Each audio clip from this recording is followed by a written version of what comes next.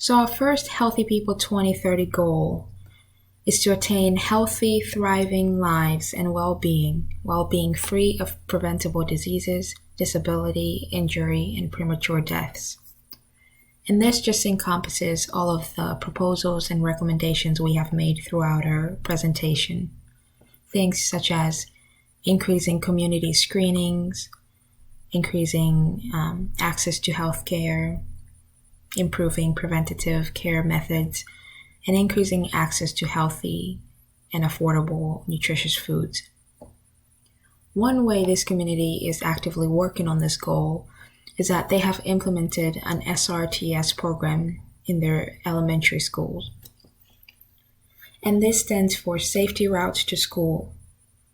In this program, the initiative is to get kids to walk 1 mile to and from school each day, which is 2/3 of their recommended 60 minutes of physical activity a day.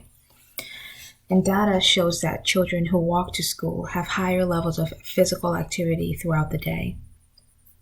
This program has given this community an opportunity to organize and address these negative health trends that we have seen, to create an environment and a community that benefits and support its residents.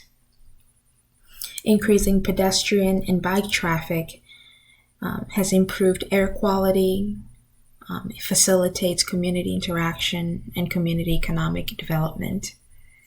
These benefits have multiplied in effects, and they have resulted in healthcare and transportation cost reductions, not only for the families, but for the community as well.